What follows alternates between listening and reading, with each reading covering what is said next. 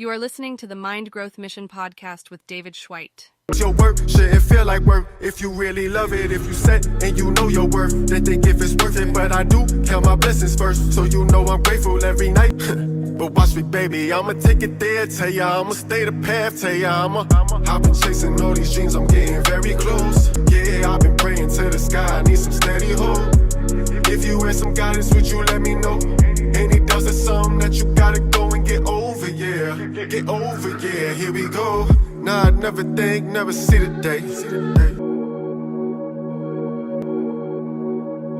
All right, this is the Mind Growth Mission podcast. This is David Schweit, and I have a special guest, someone I've known since college that I haven't seen in a while. He's been in Australia and all over the world, and he's a journeyman and has a very awesome story about being debt-free, becoming debt-free, and helping others do the same. So, Mike Staunton, good to see you, man. What's up? Same, brother. Thank you for the opportunity, and hello to everyone that's listening. Absolutely, man. I think everybody's going to get a lot out of this one today, and it's awesome catching up with old friends and somebody who treated me when I was actually overseas in Australia where he was living at the time, but we'll get to that. And Mike, just tell everyone a little bit about who you are, where you're from, and how it was during that college experience with us, and we'll go from there. Certainly. So I'm from Durham, North Carolina. I grew up in North Carolina. I was there for 25 years. My first Bull City. So my first international flight was a one-way trip to Australia, but that was at 25 years old. Before then, kind of touching on the whole money thing, I am a personal financial coach. So now since going through my to teach and coach my clients to be able to live their ideal life. And for me, as a teen in my household, I got to learn really what not to do when it came to money. There was no conversations, a lot of arguments, credit cards all the time. So there's a lot of things that I got to witness and ultimately took over my life once I got to college because, man, you're out on your own. Your first time you get to be an adult. Freshman year, you get a credit card, you get a free pizza just for signing up for a credit card type of deal, right? That's very common. And I went that route, got credit card debt. I took out a loan on a dirt bike, brand new truck, brand new house, all of this by 20 years old. And it doesn't sound like a lot, right? Because I financed $200,000 at that time in a 12-month period. And that's not a lot in today's dollars, but for me, it was a lot because I was only making 20 grand a year. Right? So I couldn't even afford the repayments on the things that I borrowed money for. So I chose to take out extra student loans to pay for the other payments that I couldn't even afford in the first place. So I dug a big hole.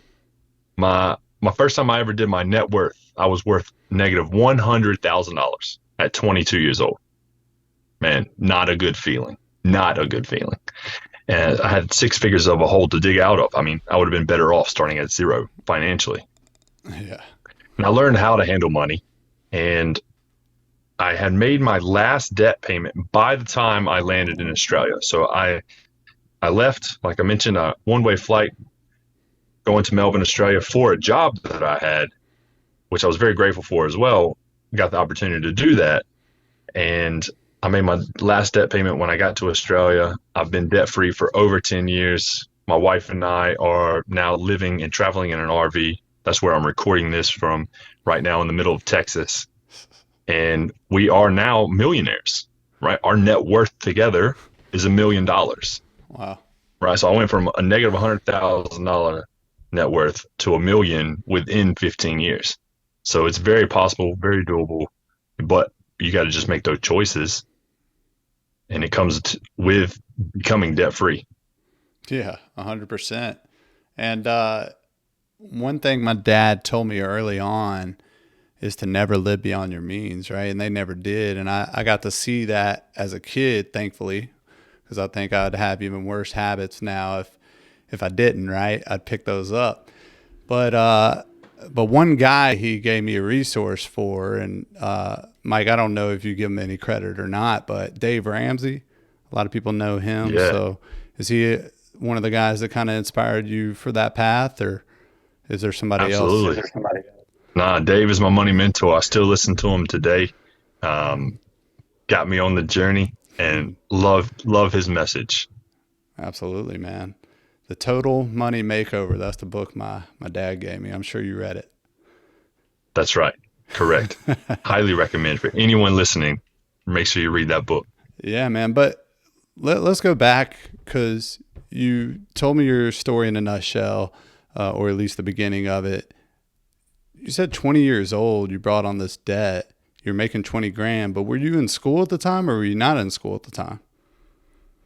Yeah, I was still full time at UNCC, where we got to connect. That's right. So I was going to school full time while doing all of those things, working enough, at least enough to make 20 grand a year. That's what I was doing. I was hustling to get that accomplished. So yeah, full time student, man. Was able to graduate within those 4 years as an electrical engineer, and that was what I went to school for. And that was the company that actually took me to Australia, because I was with that one company for 10 years. Wow. And did 20 grand feel like a lot at the time, where you were like small minded? Oh man. Or what? Not like to go back. If I would go back now with the knowledge I have, 20 grand was more than enough.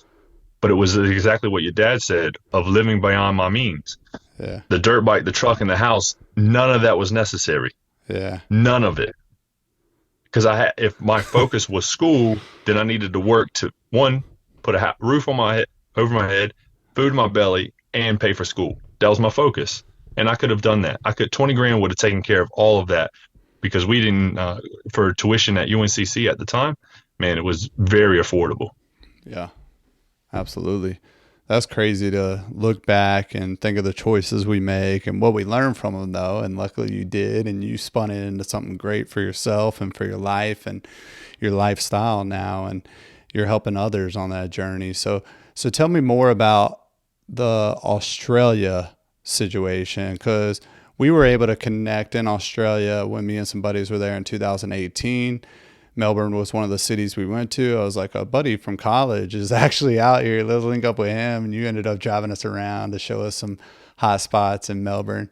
And I like how you say it better, by the way. But no, you were just so caring and hospitable, and one of those guys that I look up to in that way, that like you were going out of your way to do something for us.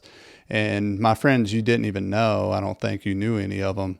I could be mistaken. You might have known one, but needless to say, like, you know, when you're on the other side of the world, literally Australia is the 20-something hour away place that you go. This literally, if you look at a map or a globe, it's the complete opposite part of the world. So how does somebody from Durham, North Carolina, electrical engineer, I know engineering could take you places, but how does a country boy end up with an Australian accent? Tell me that. Yeah, so like you were saying, man, it's complete opposite side of the world. It was definitely, personally, it was the hardest thing I had ever done at the time. And it was tough to fit in and feel included and all those other things, even learning how to say Melbourne, right? So you got to learn how to say the city names. Just everything about it was different. I was on a 2-year contract, and I like to think myself as a chameleon. So I just fit in kind of wherever I go. And the accent was one of those things that I got to pick up, because I ended up being in Australia for 10 years. That's awesome. That's awesome. And a 2-year contract with your electrical engineering company? Yeah, that's right. So 2 years turned into 4. And like I said, I ended up being there for 10. And were you working for that company the whole time? Yeah, so I was with them. I started as an intern in 2007. So in Charlotte. So I was still going to school, became an intern in 2007, got hired on full time in 2008, was with them for 5 years in North Carolina. Then they flew me over to Australia, and I ended up being with them again for another 5 years in that office. Wow.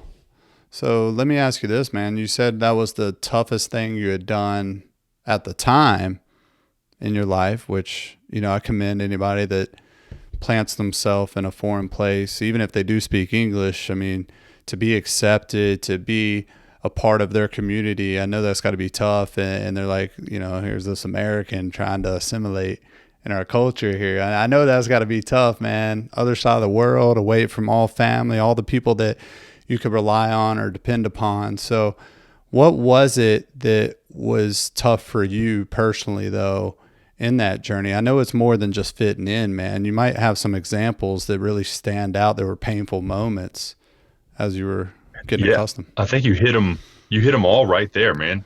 Like, I didn't fit in. My clothes, my attitude, no friends, no family.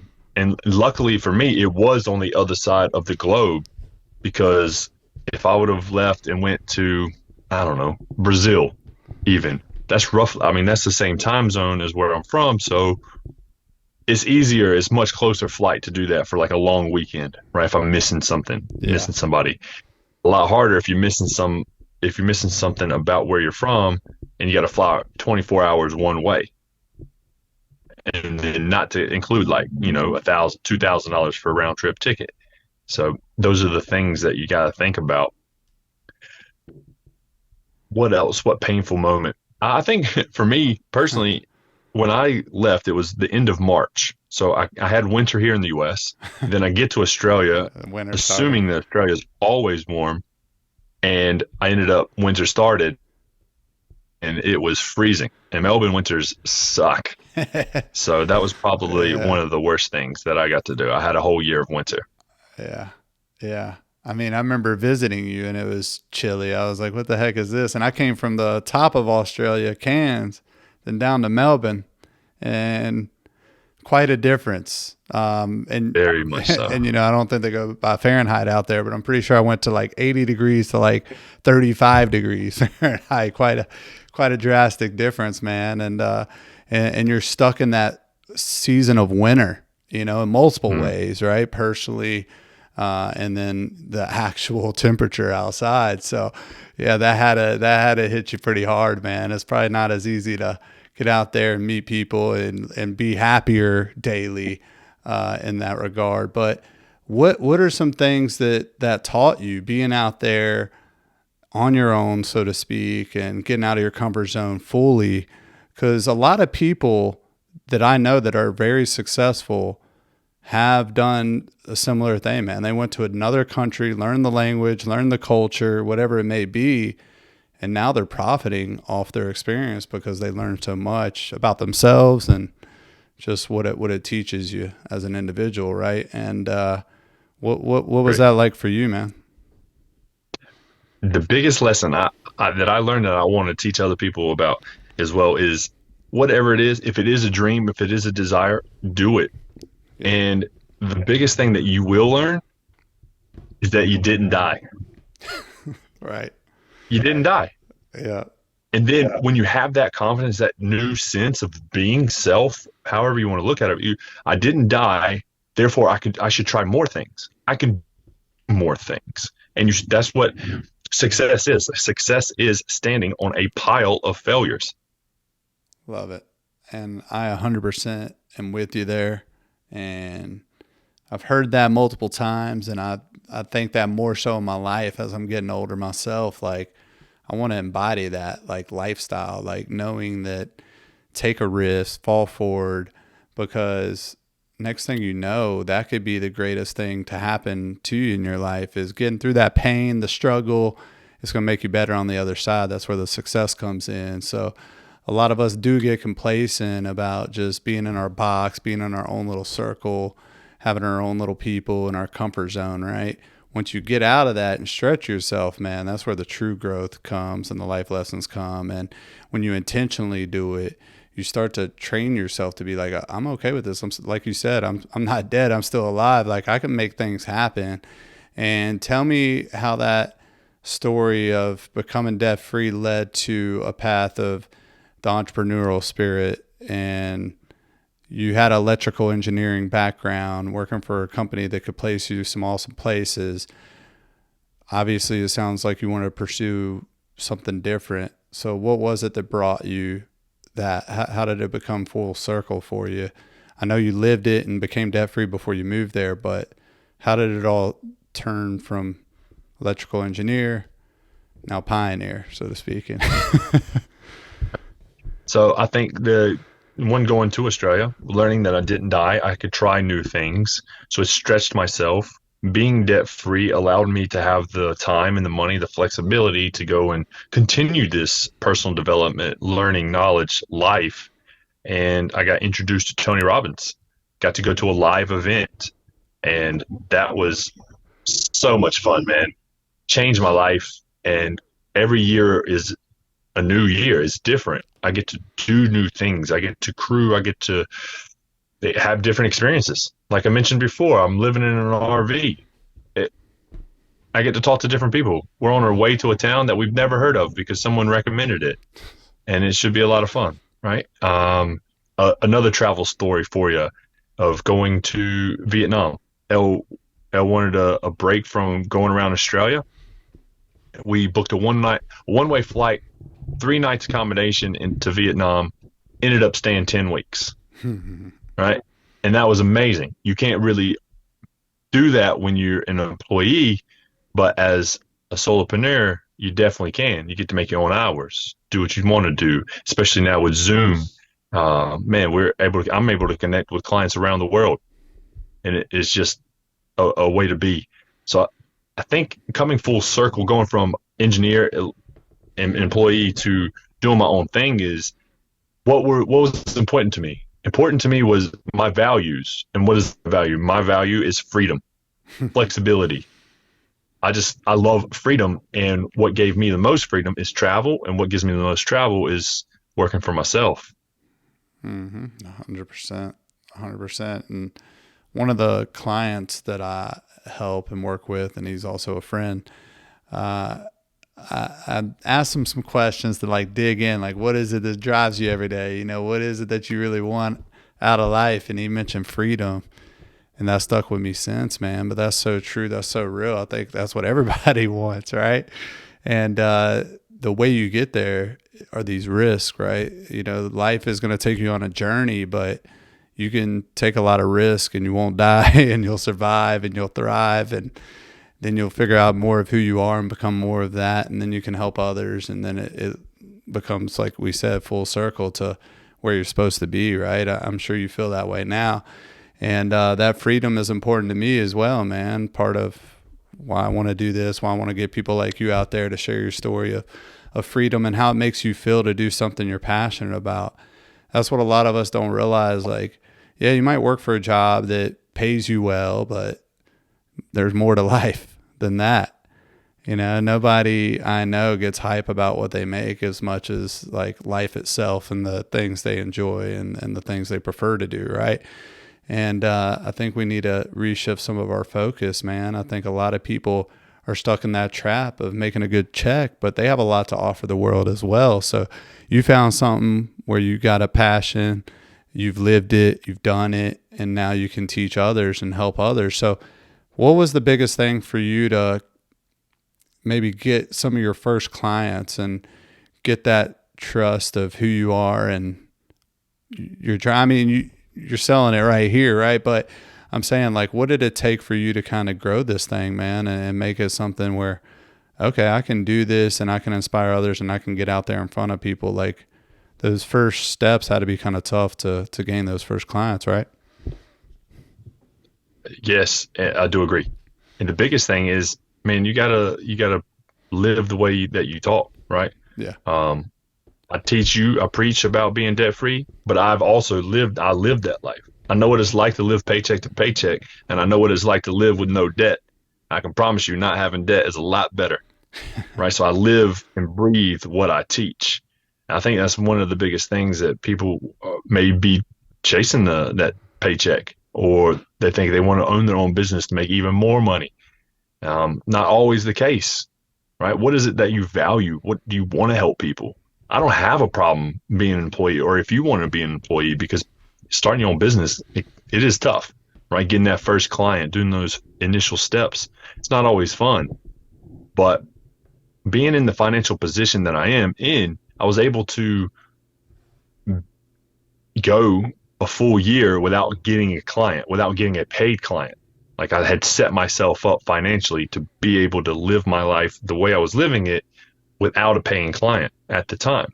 And now it's just word of mouth. That's how I've grown doing these podcasts. I'm now only just in 5 years in, I'm just now getting to the marketing piece, right? I just, marketing is not my strong suit. And I probably grew a little bit too slow, but I'm also really content with that because I've learned in my journey, my travels, you said it, where it doesn't really matter about the money. Like I'm humbly bragging that I went from a negative $100,000 to $1 million, but nothing changed. It was an extra comma and an extra zero. I'm still the same person. Nothing's changed. Yeah.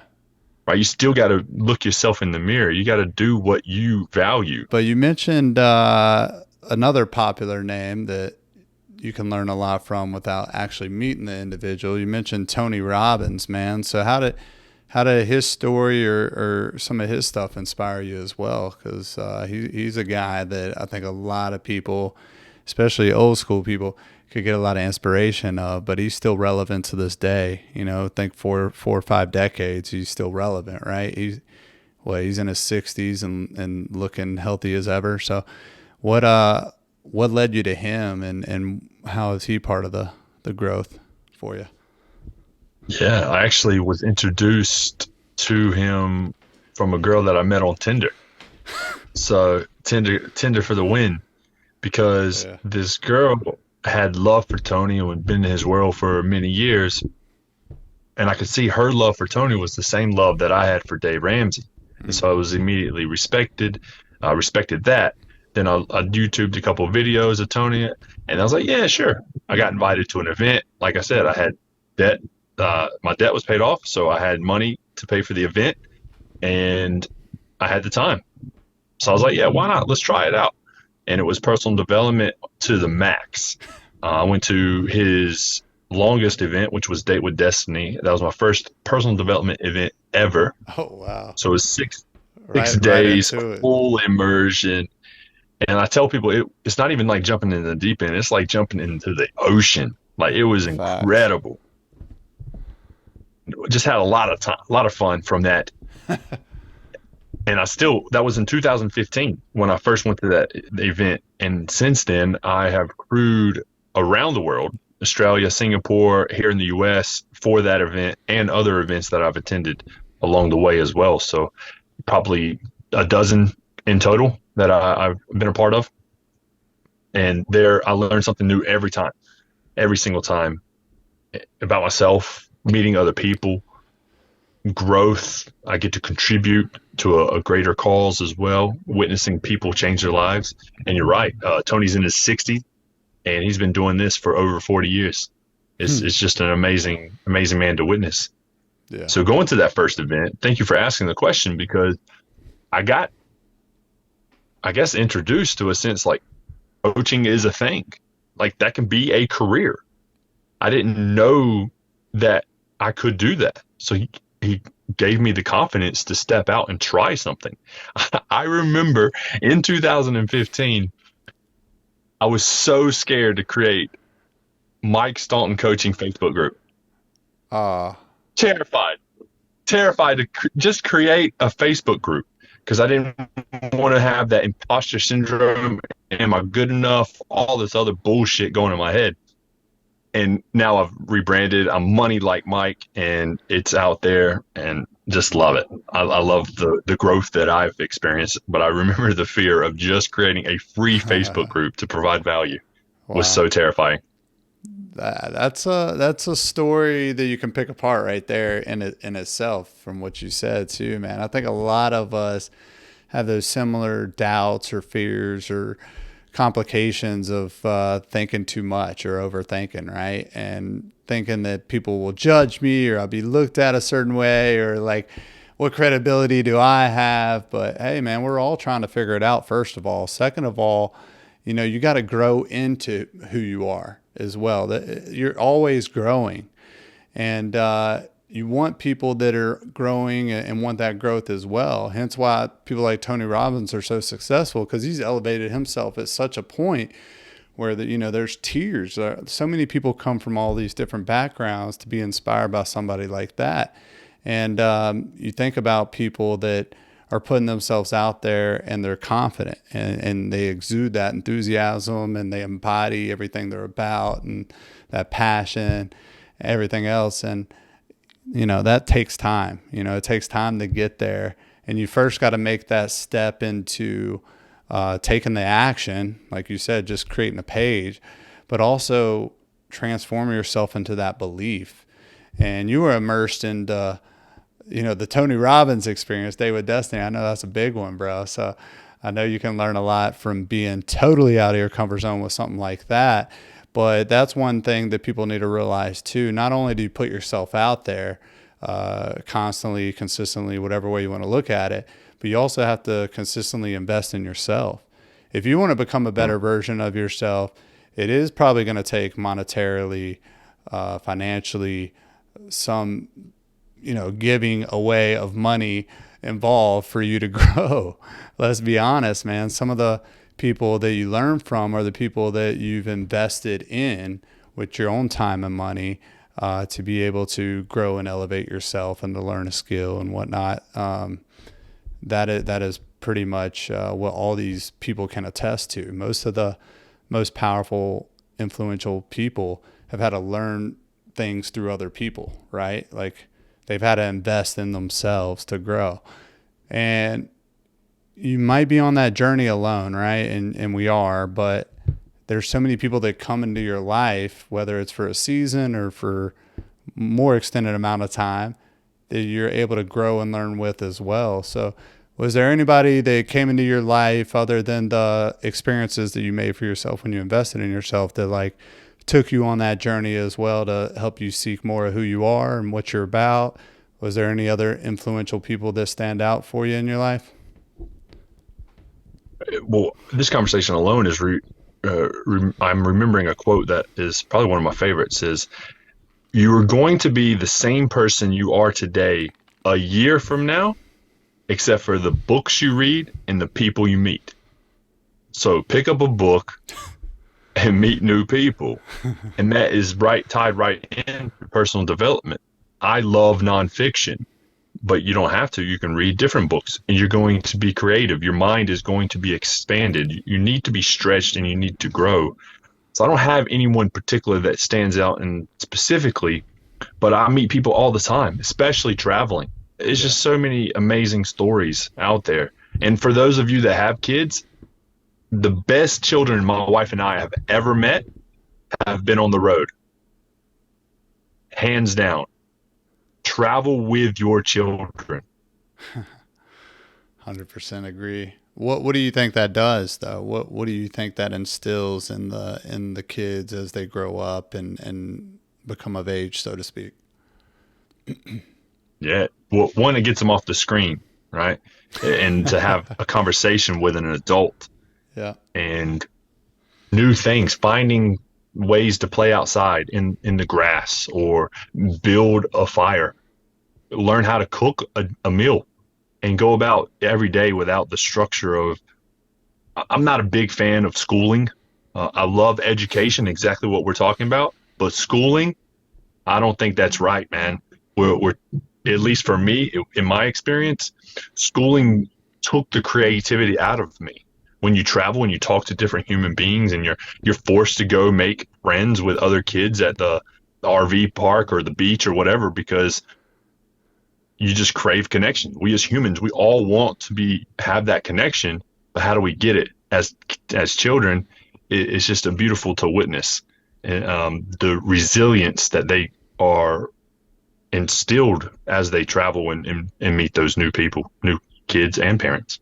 Yeah, man, that's true. And I think back to my parents. My mom worked for the airlines growing up. My dad liked to travel some. So we were going to poverty-stricken places like in the Caribbean and whatnot. which are tourist destinations and beautiful destinations, but you see how the people live, and it gives you a different respect and appreciation for who they are and who you are, especially when you see them as like happy as they are, but they have so much less than we have, as far as like material things and stuff. But they're living life full, and that's what everybody should seek, is to have that happiness, that joy in life, no matter those circumstances, right? But you can create that for you. And a lot of it is that perspective and that personal development and that continuous growth and putting yourself around other people who have amazing stories and everything else. And I think to this day, like this more recent journey I'm on, I keep getting connected with people that are more and more inspiring and just on a similar path or journey, or have taken those steps or those risks. And man, it motivates me even more. So putting yourself out there is key. And I think this day and age with the, being on your phone all the time, the social media and all that, we get so disconnected, like you said. So that connection, I think, is key. And I love traveling too, man. So I could talk to you about that all day, but you learn a lot from that. And it makes you somebody who's easier to get along with. I think it enables you to be around different circumstances and different types of people and be able to handle it a little bit better, right? But some people just go on these trips and do the same things, right? I think every experience should be a little bit different, make it a little bit more unique, make it a little bit more out of your comfort zone. So I love the examples you said, but like cook a meal even, or do something like simple that you don't do. If you start doing these things, you start growing and stretching in other ways, man. So that's perfect. I love that example. But tell me, man, knowing you back in college, I didn't realize you were on this kind of journey until recently.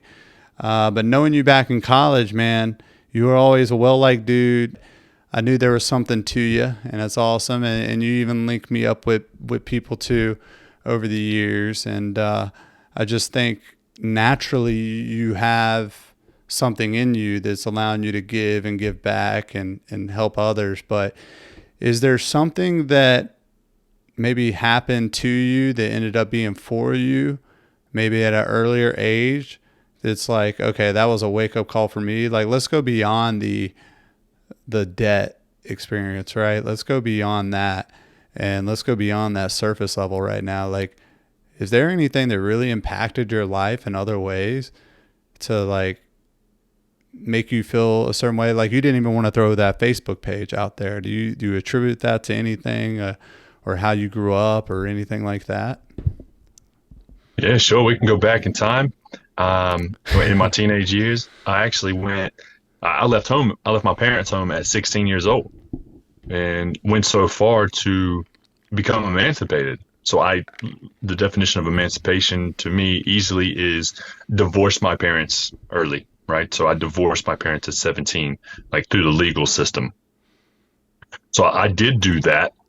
And so being the nerd that I am, I look back and I know how much money I made at 18 years old. So in 2004, my taxable income was like $5,200. It was like nothing. And like, I've already been gone for 2 years. Like I got to pay for my own car, insurance, fuel, food, like all these things. And that contributed to me, man, getting really resourceful. So friends, families, go to bounce to the different houses.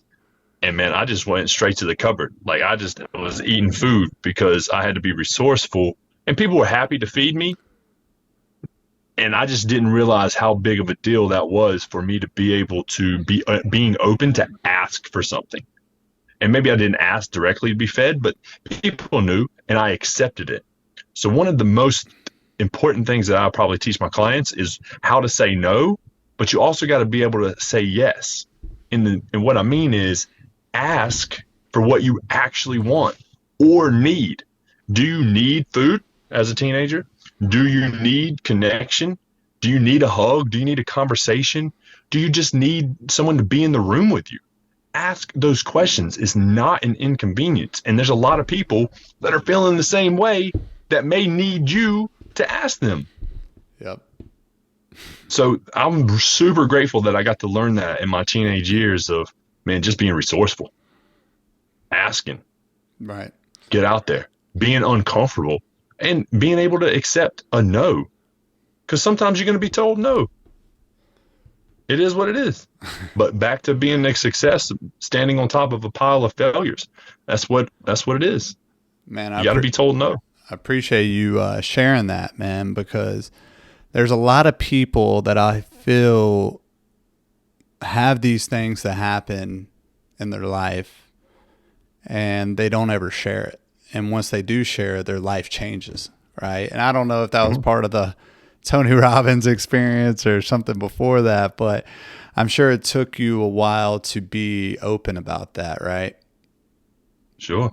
Yeah. I mean, we were in college together. I was already emancipated and no one really knew it, right? I remember specifically being inside, it was an English class. I think it was freshman English. And this teacher, she did not like me. And, which was totally cool. I was a disruption, a distraction, even in college. Man, I remember towards the end of the semester, like over halfway through, I shared with the class that I was emancipated. And she was just like, it even threw the teacher for a loop. Right. And I mean, I'm not gonna lie, I wouldn't have known what that definition was if I hadn't went through the process. So when I said that, the teacher, especially English teacher, she obviously knew what that meant. So I had to explain to the class what that meant because it was an open share. And it was just really cool to be able to get that, not get it off my chest, but get it out into the open. And now people like see you in a different light. And it wasn't bad, right? It wasn't a bad thing. People didn't give me more, I don't think. I mean, but maybe they did. Maybe they felt for me a little bit. And it worked out. Yeah. So you're right, man. Share those feelings, whatever they are, good, bad, indifferent. Yeah, the reason I stick on that for a minute is because I think people need to realize that there's hardships everybody's facing, right? And it's okay to speak up on it. Like, it's okay, man. Like, there's people out there that want to help you, root for you, and it's going to feel better to let it just be a part of you. It doesn't have to be your future by any means, but it's, if it's something that's your life and creating your life story or being a part of it, like, I think it is something you should share because you don't know how it can help uplift others, right? And so knowing that background about you, I'm sure a lot more people want to reach out, seek your guidance, because it's one of those things that the experience of life, so many things can happen to you, but they're really happening for you, right? You wouldn't be the person you are today unless that happened. And at the end of the day, man, I think of all these people that we've came across in our lives, and they might have been going through a phase at the time, but who knows, if they would have spoke up and seek that help or just share something about their story, maybe their whole life could have changed at that moment instead of let it drag on, So that's why I do the life coaching that I do. It's similar qualities that you have as a manager in finance and everywhere else, but life coaching is a whole thing, right? Like, it can be anything, man. And I really want people to grow, get themselves out of their comfort zone, but be able to share their story. Because I think when you have that story to inspire others, other things in your life can take off once you're okay with it. And man, for you to speak up on that today, I appreciate it. But that's really what I'm trying to do with this show. I'm trying to make sure people are heard and seen and realize that you can start from anywhere and anything and become what you make of life, right? There's a lot of people out there seeking that guidance. Hey, where's my future going? I have no direction right now. Like, it's just the same old stuff. So for you, Mike, it sounds like it was an intentional process and some things had to happen along the way for you, right? But it was an intentional process to get there. And a lot of it was just getting out of your comfort zone, wouldn't you say? 100%. And this kind of ties into one of the things I've been kind of on a kick on this year was about luck. And a lot of people believe in luck. I personally don't really believe in luck. I believe in being intentional, right?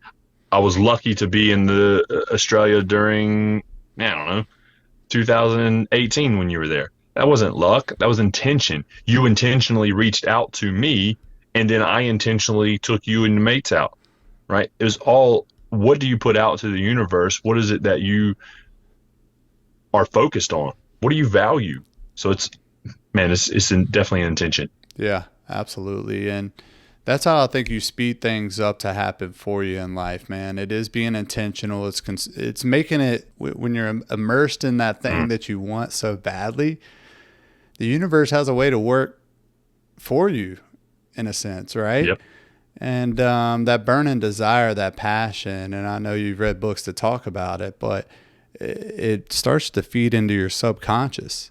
And from the subconscious, you're becoming and transforming into a different person completely. And I truly believe in that. I believe that everybody has something to offer this world. And maybe they already are, but they could be giving more and doing more, right? And I think a lot of us are on that journey to figure out what's our thing, what can we offer. And I promise you got it inside you. And it doesn't have to be obvious either. It's a lot of soul searching. It's a lot of seeking. It's a lot of that intentionality that comes with it too. Maybe you do have one skill, but you do it a different way than others. And just that angle and that different way of doing it is really going to make more of who you are and how you can help the universe and help others around you. Like, there's so many examples, man. And that's why I'm having the different guests on this show with diverse backgrounds. Because it really can be anything you make it, man. And your story inspires me, and I'm sure it inspires others listening here. But what are some things that moving forward is a goal of yours that you just want to share with the universe, get it out there? And what are some pieces of advice you can give people that are trying to seek that thing that they want to do, that they've been putting off, that they know that there's something within them? What would you say to somebody trying to seek that purpose in life? So I know I gave you a 2-part question there, but either No, one. I appreciate that, and I'm just gonna speak what I got on my mind here, and you can lead it after that. So, whoever's listening to this, define what your definition of success is. Right? We don't have to be Tony Robbins or Dave Ramsey and reach millions of people around the world. That's not my MO. I'm not there to reach millions. Specifically in this year, 2023, I'm here to reach 100 families this year. That's my personal goal. Ship that we've created. And they're going to change. They're going to evolve. But that's my definition of success. You have to live your definition, not what your spouse is, not what the media tells you. Dave Ramsey and Tony Robbins are not telling you to be like them.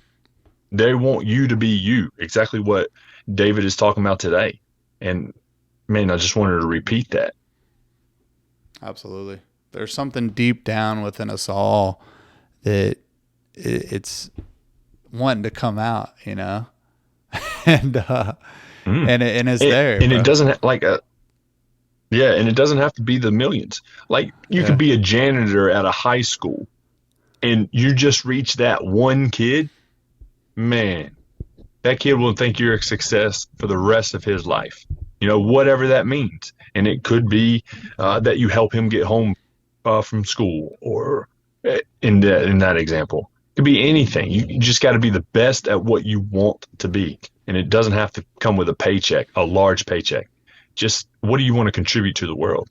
Yeah, man. I love that. And that's awesome, bro. And inspiring words there. And it's something that, you know, I'm forever grateful for this experience with you and this conversation with you and us reconnecting. And I was talking to a buddy recently that mentioned how you came by to see him, and, you know, it makes an impact, man. These things that you do that might be simple to you or whoever's listening, right?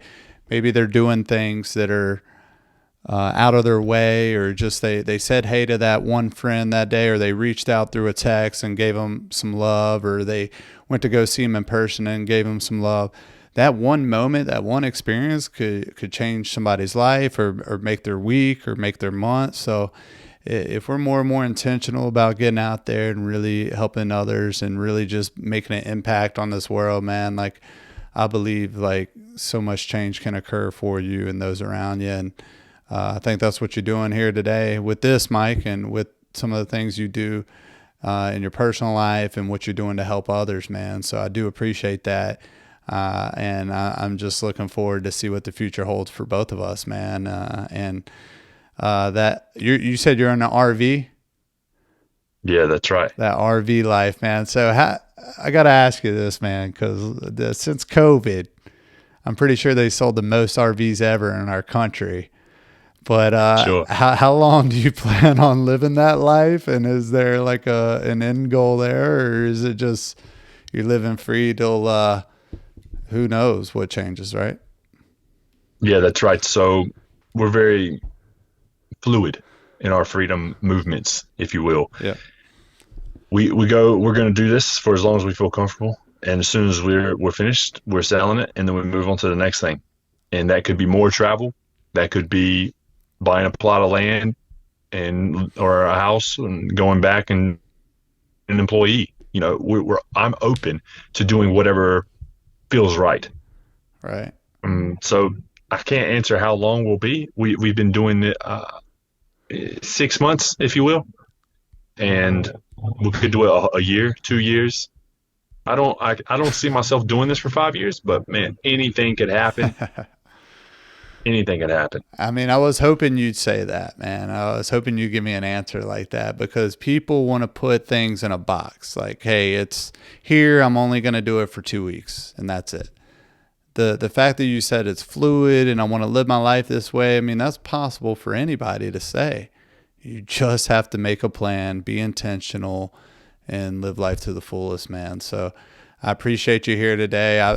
Brother, this was awesome, man. And I'm looking forward to our next conversations and a continued relationship here. And where can they find you? People listening or watching from wherever they're at, where can they find you? How can they get help from you, or how can they reach out? Yeah, I appreciate that. So Money Like Mike, you can go to my website, and I'm on Instagram and Facebook, and just reach out. Absolutely. Love that. Well, once again, this is David Schweik with the Mind Growth Mission, another amazing guest. So thankful for that.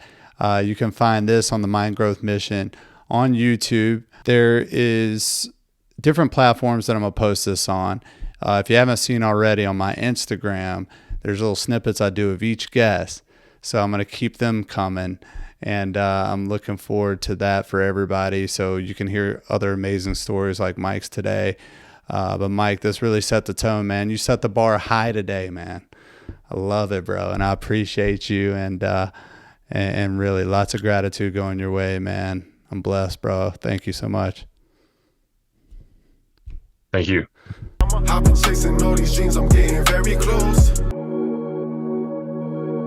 Your work shouldn't feel like work if you really love it. If you set and you know your worth, then think if it's worth it. But I do count my blessings first, so you know I'm grateful every night. But watch me, baby, I'ma take it there. Tell ya I'ma stay the path. Tell ya I've been chasing all these dreams, I'm getting very close. Here we go.